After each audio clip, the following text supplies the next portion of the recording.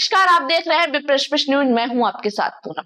रीवा शहर में fire safety को लेकर बड़ा सवाल खड़ा हो गया है। नगर निगम से मिली जानकारी के अनुसार जिले में करीब 70% सरकारी और निजी अस्पताल, होटल, बियर बार, माल शोरूम और बैंक और शैक्षणिक संस्था बिना वैध फायर एनओसी के संचालित हो रहे हैं। ऐसे में किसी भी समय बड़ा हादसा होने की आशंका बनी हुई है।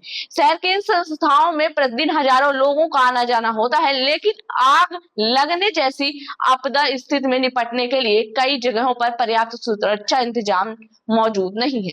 सबसे अधिक चिंता अस्पतालों को लेकर जताई जा रही है, जहां मरीज, बुजुर्ग और बच्चों की बड़ी संख्या में मौजूद रहते हैं। विशेषज्ञों का कहना है कि आग लगने की स्थिति में अस्पतालों में मरीजों को सुरक्षित बाहर निकालना बेहद चुनौतीपूर्ण हो सकता है।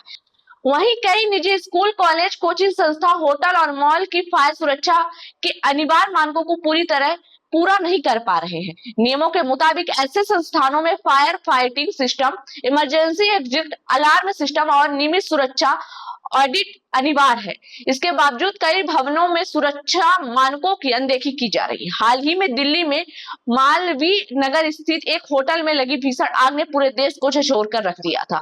इस हादसे में 22 लोगों की मौत हो गई थी। जांच में सामने आया कि होटल में गंभीर सुरक्षा खामियां थी और फायर सेफ्टी नियमों का पालन नहीं किया गया था।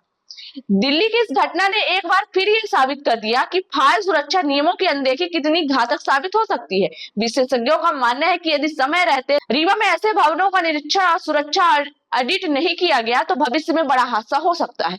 इस मामले में रीवा के महापौर अजय मिश्रा ने कहा कि नगर निगम अपने स्तर पर निरीक्षण और कार्रवाई कर रहा है, लेकिन संबंधित विभाग अपेक्षित सहयोग नहीं कर रहा है। उन्होंने स्वास्थ्य विभाग सहित अन्य जिम्मेदार विभागों से फायर सुरक्षा व्यवस्था गंभीरता से समीक्षा करने और नियमों का पालन करने वाले संस्थाओं के खिलाफ कार्रवाई की मांग की है। महापौर ने कहा कि जनता की सुरक्षा सर्वोच्च प्राथमिकता है और इसमें किसी भी प्रकार की लापरवाही स्वीकार नहीं की जानी चाहिए।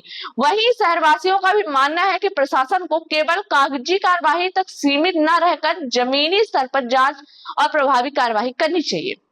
नर्सिंग होम भी है कई और बार वगैरह भी। देखिए, बिना फायर एनओसी के गवर्नमेंट के नाम से आ गए हैं।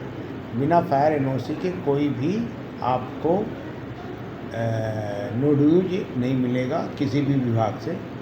अगर नर्सिंग होम चल रहे हैं, फायर एनओसी उनके पास नहीं है, तो जो सीएमएचओ हैं उनको वो सारे अस्पतालों में, नर्सिंग होमों पे कार्रवाई करनी चाहिए कि बिना फायर एनओसी के कैसे चला रहे हैं वो।